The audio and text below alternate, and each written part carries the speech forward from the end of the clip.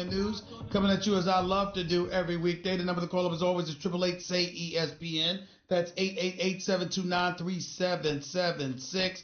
Hour number 2 is here with you. The Stephen A. Smith Show is being brought to you by Indeed. Used by over 3 million businesses for hiring. Post a job today at Indeed.com/hire. Plus, need seats to a game? Download the Vivid Seats app and enter promo code CHAMPS at checkout to get 10% off your first order. Don't buy just any seat. Get a Vivid Seat. Again, 888-SAY-ESPN. It's 888-729-3776. Today at 5 p.m. Eastern Time on ESPN 98.7 FM in New York City, Michael K., for those of you who are Knicks fans everywhere, will have the man, the boss for the Knicks, for Madison Square Garden, etc., the one and only James Dolan, in studio. And boy, does he have some explaining to do. And you know, for me, I just want to state for the obvious. I'm only bringing it up because I brought it up yesterday. The biggest problem, James Dolan, as much as others may despise him, I'm looking at a guy that cuts the check. I'm looking at a guy that spares no expense to try to put a win on the basketball court. He hasn't been successful in 20 years, but he tries. The Larry Brown hire, the Isaiah Thomas hire at the time, the Mike D'Antoni hire with the Donnie Walsh hire, and ultimately the Phil Jackson hire. It's not like the man hasn't tried. So I'm not one that excoriates James Dolan just because he's the owner of the New York Knicks as it pertains to his decision-making as to who he hires. Because truth be told, Larry Brown and Phil Jackson were supposed to be winning situations. There's no way on earth things were supposed to regress to that point, no doubt. But the important point to point out is that James Dolan acts like a child. Charles Oakley spewing whatever he spewed at you, you're going to have security remove him. The other day, a fan says, sell a team. You're going to literally tell him it's not an opinion. That's rude. It is an opinion. It might be a rude one, but it's an opinion. And the fact that this billionaire, who's very accomplished in the business community, has such thin skin in regards to a product he has no business having thin skin about, is why you all should make sure you listen to Michael K. today at 5 p.m. Eastern Time. Right there on 98.7 FM in New York City. It's unbelievable that this man would find the time to care so much about what people say. Particularly when there's justification sifting through their words. It's not like you want anything. It's not like they don't have a right to be frustrated. It's ridiculous. That's point number 1. Point number 2 about Conor McGregor. Got in trouble again. Ladies and gentlemen, it's no big deal. He snatched somebody's cell phone from them and threw it to the ground to crash it. Because he didn't want them taking pictures of him coming out of a nightclub at 5 o'clock. He can't do that. The guy was right to call the police because why should he have to pay for his phone? Because Conor McGregor crushed his phone. You wish that people would have the decency not to take pictures of you if you didn't want pictures taken of you, but that's not the real world. You're in the public eye. For some reason, people in our nation and throughout the world are absolutely unequivocally fascinated by that stuff. They give you no privacy. I experience it every day, and I'm just a damn reporter and a pundit who was a columnist. That's all I am. I'm no actor, my career on General Hospital notwithstanding. I'm no movie star. I damn sure ain't no elite professional athlete. But somehow, some way, these people can't get enough of taking pictures and all of this other nonsense. Losing their damn minds. Grown men and women in the streets yelling my name. Bus drivers stopping traffic, literally pulling the bus up to park in the middle of the road just to scream something at me. Yes, it's happened just last week in L.A. So unbelievable. But it comes with it. And Conor McGregor's got to be big enough to handle it. Having said all of that, I'll say this about Conor McGregor. Okay? When I think about Conor McGregor, what I will tell you is this. I'm tired of seeing this man in the news for something other than winning in the damn octagon. I'm tired of it. I am sick of seeing Conor McGregor in the news for something other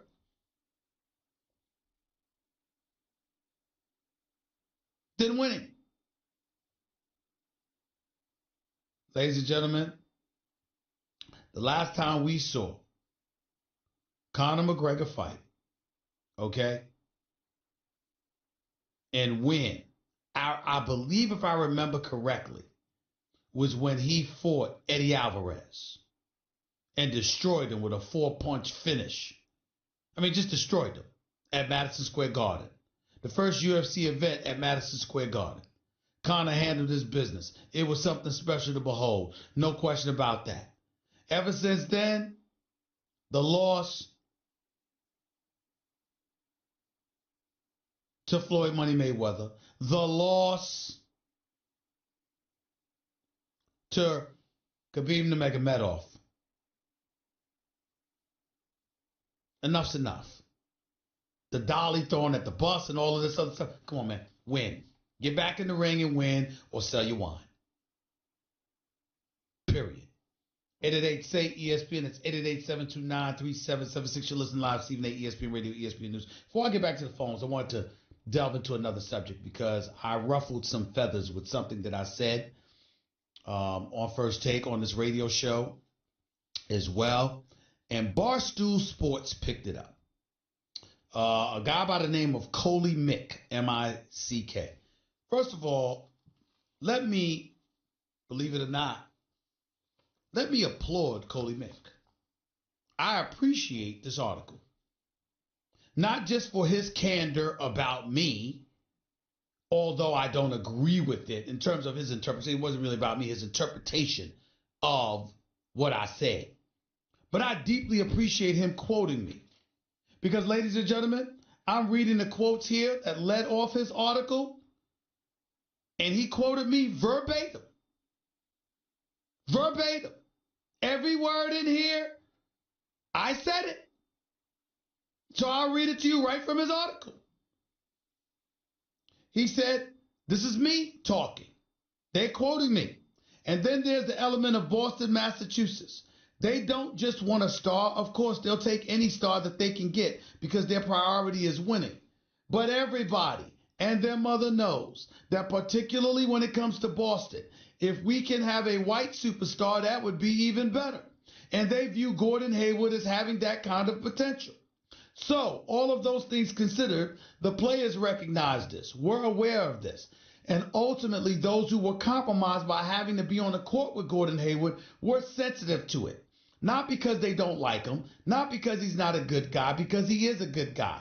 It's just that they know he hasn't fully recovered 100% from his injury. So he's not the same as he used to be. They know he's going to be a step slower. They know he's going to be compromised. I have spoken to people in the league who literally have said, look, man, no disrespect to Gordon Hayward, nice guy, but he's really, really compromised right now. He's not the same guy that he was. And they said, quote, we actually kind of feel sorry for him because he is a nice guy and we know he's trying to come back from injury. Ladies and gentlemen, Coley Mick quoted me 100% accurate. That's right, I said it. I said every damn word that he just quoted me as saying. Absolutely true. Okay? Then he goes on and sit up there and said, I amuse him. You know, he loves me. He does some of the things that I say. I don't agree with the part about me being horny all hours of the day. A few hours in the day, yes, but not all hours of the day. I digress. The point is, he said all of that is objectively funny stuff, but that does not mean he is immune from having a putrid take. So he considers my take putrid. All right. And then through the line, this is akin to saying Dwayne Haskins is a running quarterback. Touche. Because I was foolish enough to say that because I watched one game against Purdue where he ran the ball 15 times, and I watched him against Ohio State where he was playing in that spread. I'm sorry, against Michigan where he was playing that spread offense and being evasive before throwing the football. But that's fair. I don't have a problem with that. Nobody's perfect, neither am I. Let me state so everybody there understands where I'm coming from with the Gordon Hayward thing. Gordon Hayward had a nasty, nasty injury against Cleveland in game 1 of last season. 5 minutes on the court for the Boston Celtics after signing a $130 million deal. This dude is hurt. Ankle area leg just shattered to the point where guys got off the bench and ran towards the tunnel because they couldn't even look at the injury. LeBron James looked near tears. Dwayne Wade instantly got on his knees and prayed. That's how bad the injury was. So what happens is that there was speculation as to whether or not he would be ready to play before at least the middle of this season. Lo and behold, the next season arrives. He's ready to go game 1. Danny Ainge, Brad Stevens, and those boys insert him into the starting lineup from day 1. Never mind what Jason Tatum and Jaylen Brown and those boys looked like through the playoffs last year, coming within one game of the NBA Finals when they lost the Game 7 to LeBron and the Cleveland Cavaliers in Boston. Never mind that them brothers showed up. Terry Rozier and Marcus Smart and those boys coming off the bench looking the way that they look. Never mind all of that. Never mind the chemistry and cohesiveness that they had developed. This was a new season. And even though Gordon Hayward could run up and down the court, could cut, could make moves, he wasn't himself. And they put him in the starting lineup anyway.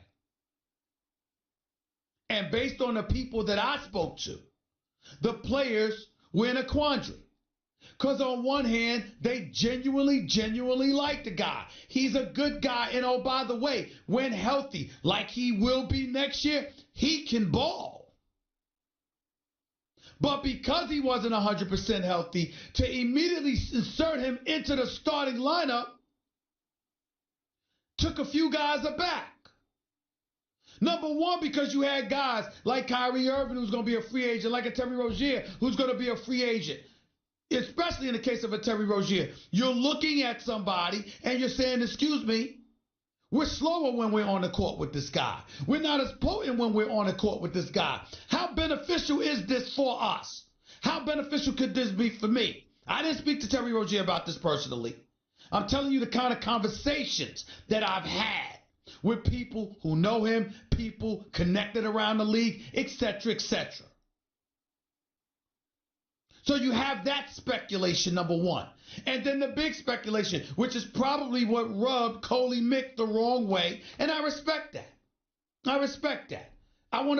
Listen, I'm going to dissect this thing a little bit, but let me preface my comments by saying, Coley Mick, wherever you are, I took no offense to what you wrote.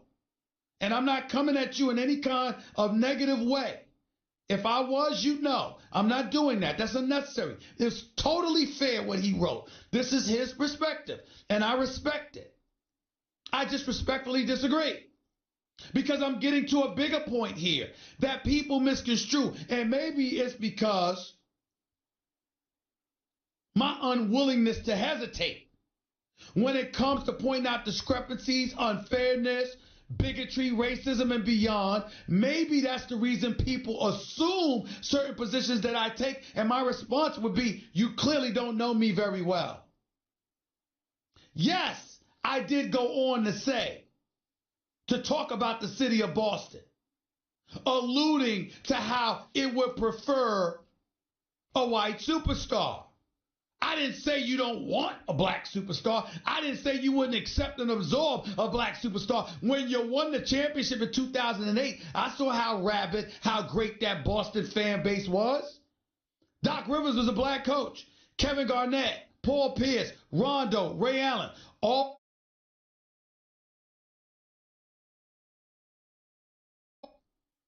But let's be clear about something here. They ain't Bird. Never will be. They ain't Havlicek. Never will be. You want stories about what it's like to be in Boston? Why don't you talk to Bill Russell? We know this story. We also know, in fairness to the city of Boston, because I know a lot of folks in there, even the a-hole that I had to deal with on WEI. That's just one person. There's a lot of people on that station that's good people. There's a lot of people that oppose at other stations that are good people. Michael Holley is my brother. That's my man. Black dude living in Boston raves about the city. Boston has evolved. Boston has come a long way. And I get all of that. I'm not excoriating Boston. I love the city of Boston in terms of their sports. I hate them beating my Yankees. I hate the Patriots smoking everybody all the time. But the fan base in Boston is phenomenal. I love coming to Boston. And those fans are phenomenal to me. They treat me marvelous. I love the atmosphere at TD Bank Garden. I hope you make the finals like I predicted you would. It'll be bananas up in that town. No question.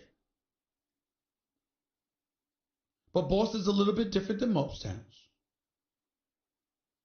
You do have some history. And even though it's not filled with the venom and vitriol that once existed in that town, is there a preference that I believe potentially exists? Absolutely, I do. I'm not apologizing for that. Not at all. Here's where somebody like Coley Mick misses where I'm coming from. When I talk about Boston or various other cities, you might prefer a white superstar. You're assuming I'm saying that's a bad thing. Ladies and gentlemen, I got news for you. Are you ready for this news flash? Are you ready for this new note? If I were the owner of a basketball team in the NBA, I would want a white superstar. Are you ready for that? Did you hear that? I would want a white superstar. They're more marketable. They're more marketable. Could you imagine? 66% of the American population is white. Do you know what I could do with a white superstar in basketball? You think I'm going to apologize for that? That's where Coley Mick completely misconstrued what I'm saying. I'm not denigrating Boston for this. You Danny Ainge, you the Celtics ownership, you're not shunning anybody. You're not being prejudiced against anybody. You're not denying a star the opportunity to be a star because he's in Boston. You're not saying that they're not going to be marketable or sellable. You're not doing that. But if you had a white superstar in Boston, they're going to be more marketable than a black superstar. That's right, I said it. Yeah, I said it. And I don't have a problem with it.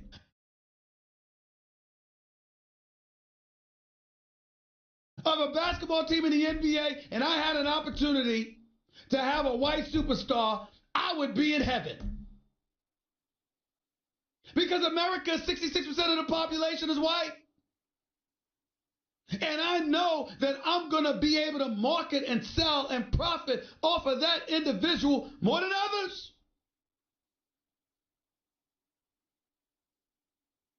And Gordon Hayward, before his injury, had the potential to be that guy.